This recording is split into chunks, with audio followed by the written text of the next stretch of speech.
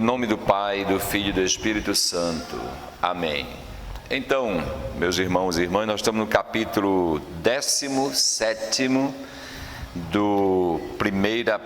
da primeira parte do manual Tecendo Fio de Ouro. E o tema de hoje é pecado e culpa.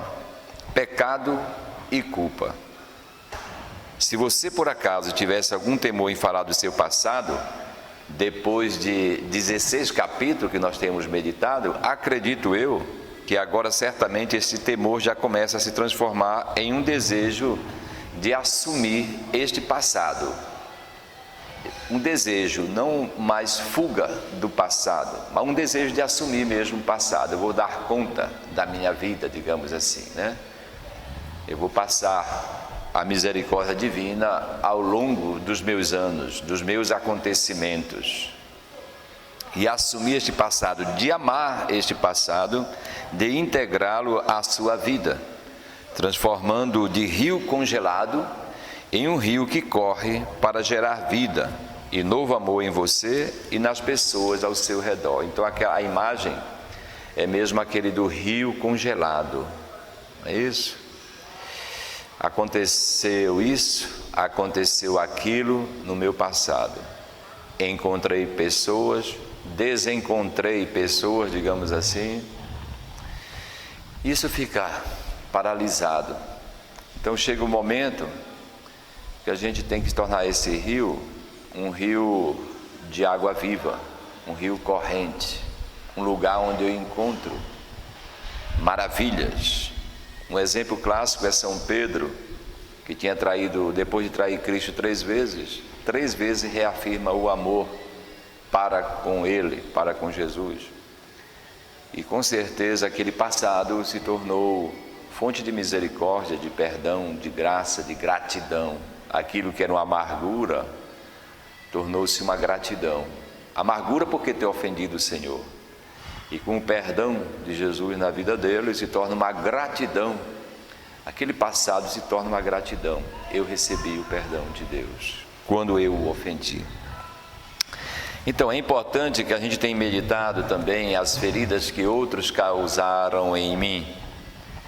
Agora a gente pode meditar também as feridas que eu causei nos outros. Também conseguirá enxergar com a graça de Deus as feridas que você causou nos outros e em você mesmo, pelos seus erros e pecados. É bom a gente fazer essa meditação, assumir o nosso passado para descobrir isso, não é?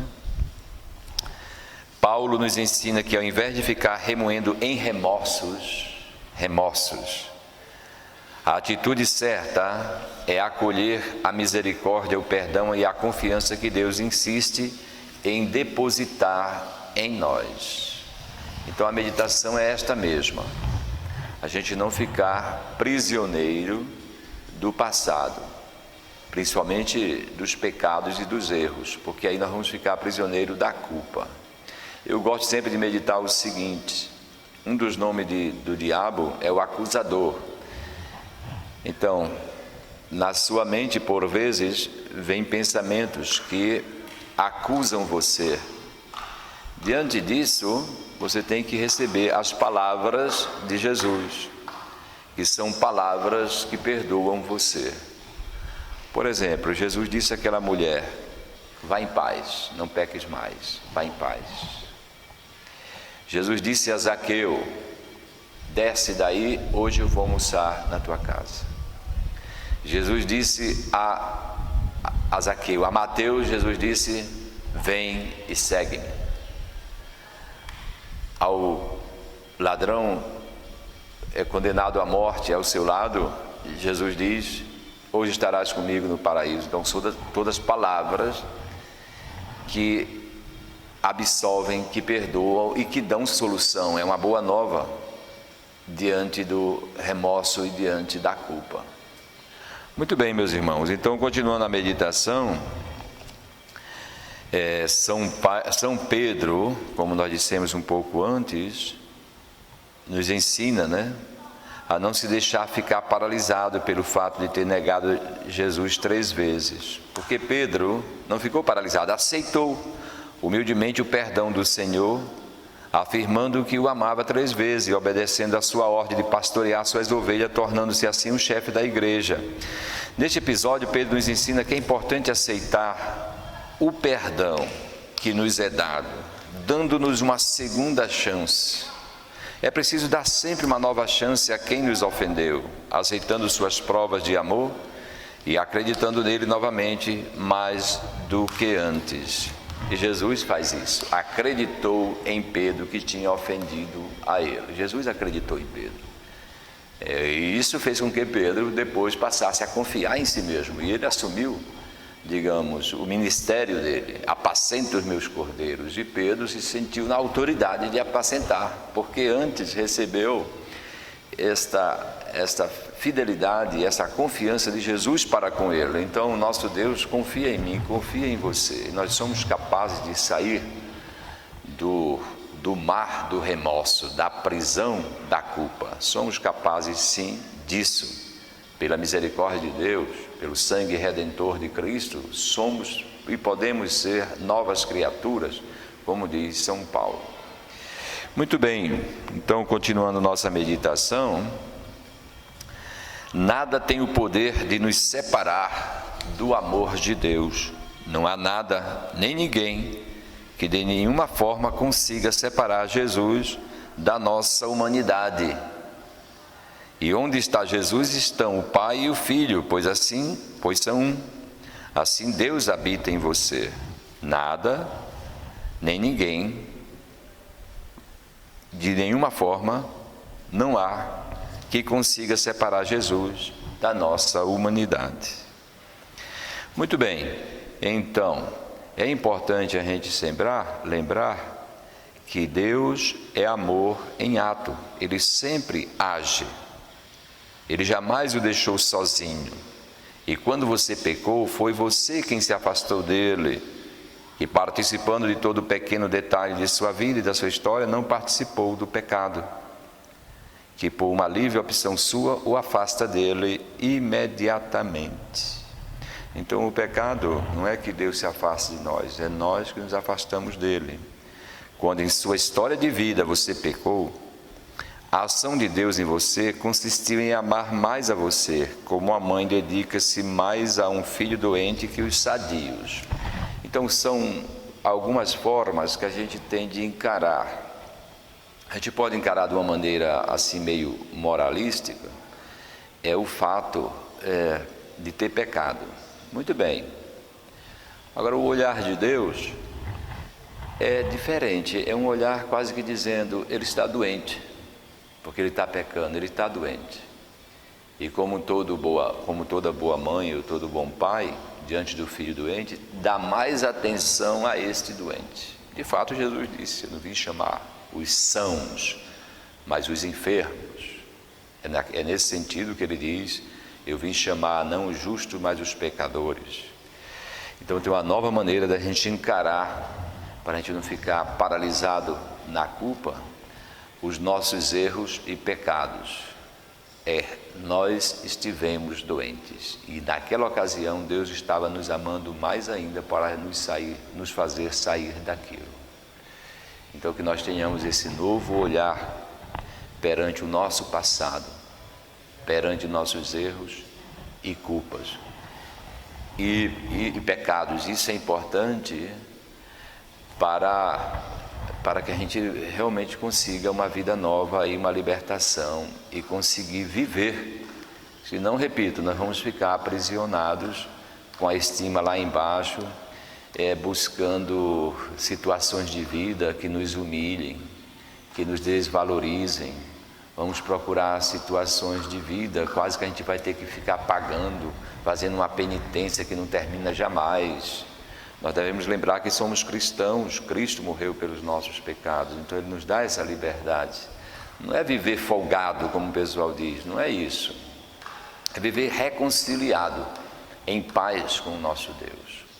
E você diz, padre, qual vai ser agora a minha atitude? A minha atitude é de gratidão, ora. A minha atitude de gratidão significa que eu correspondo ao bem, eu correspondo ao amor, e portanto vou saindo de uma vida de pecado.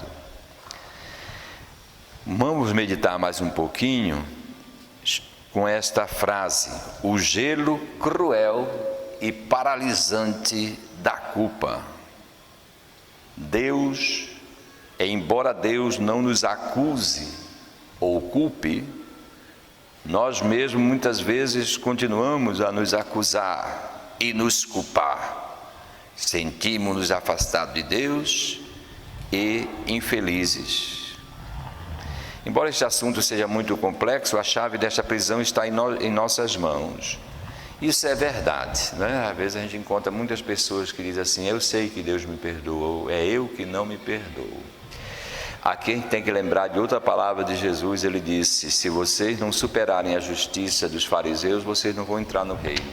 O reino é essa alegria de viver em Deus e em paz, e reconciliado e em perdão. A gente não vai entrar dentro disso, na alegria do perdão, da reconciliação, porque nós temos a justiça farisaica. A justiça farisaica é assim: eu fiz, eu pago, e você fica preso nisso.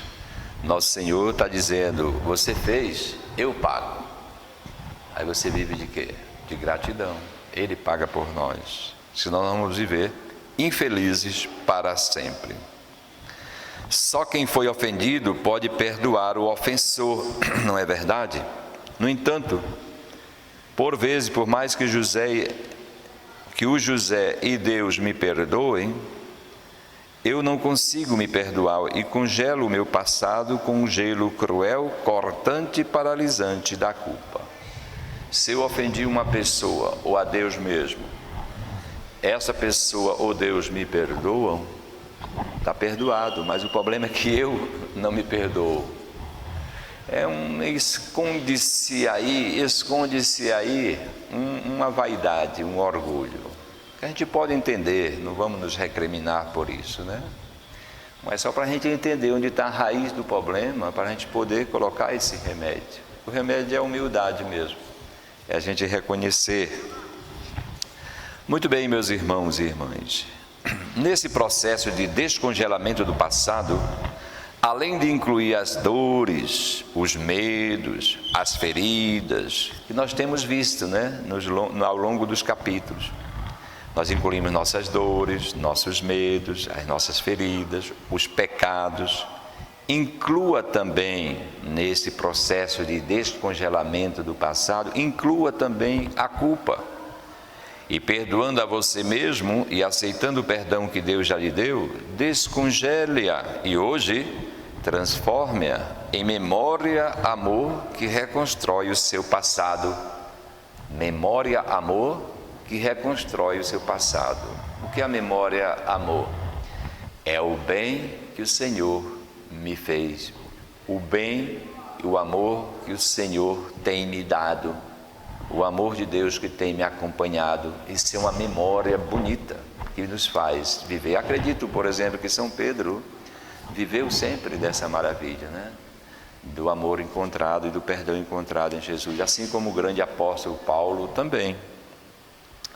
Muito bem, meus irmãos, então o exercício de casa é o Evangelho de João, capítulo 8, versículos de 1 a 11. João 8, de 1 a 11. Tá bom? Você medite, imagine a cena, coloque-se na cena, é um método da gente ler também, né?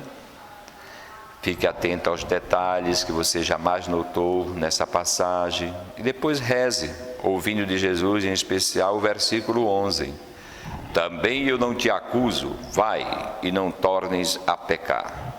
Que Deus nos abençoe e até o próximo capítulo, que na verdade é o PVP, Projeto de Vida Pessoal. Nós vamos ver, tá bom? Como a gente realizar um projeto de vida pessoal.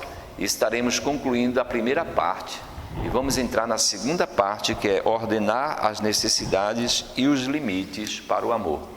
Em nome do Pai, do Filho e do Espírito Santo.